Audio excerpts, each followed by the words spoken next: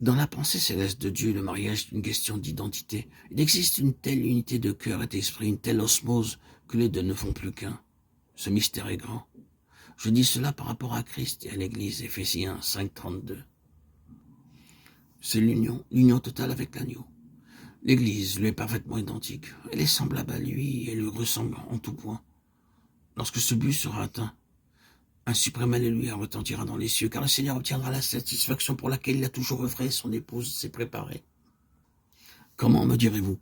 Eh bien, il lui a été donné de se revêtir d'un fin lin éclatant pur, car le fin lin, ce sont les œuvres justes des saints. Apocalypse 19:8.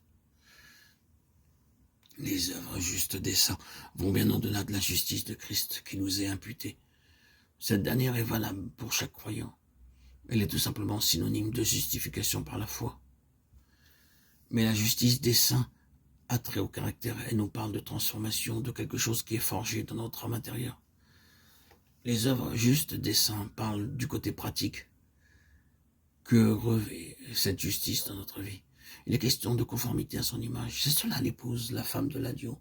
Et lorsque le Seigneur a atteint cet objectif, il est comblé. Il est pleinement satisfait. Le ciel entier l'est aussi. Comme nous l'avons déjà dit, nous ne pouvons définir que de manière approximative la place occupée par les différents groupes de croyants par rapport au noyau central. L'un se trouve tout près, l'autre est un peu plus éloigné, et un autre l'est encore plus. Tout cela est en fonction de la mesure du Christ agneau que nous possédons en nous. Bien entendu, je ne fais qu'énoncer une vérité, mais notez bien que cette discrimination n'a rien d'arbitraire.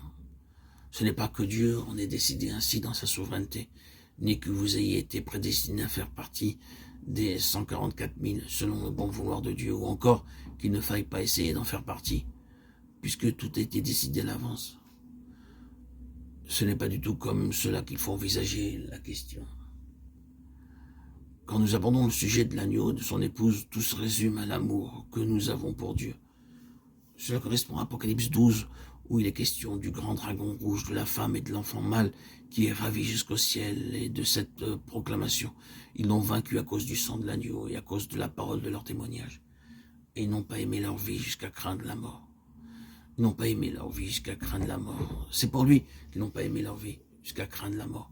C'est une question d'amour, et vous savez qu'on ne peut pas forcer l'amour, ni la contraindre. Il faut laisser l'amour s'exprimer, et sans l'amour, on ne peut rien faire.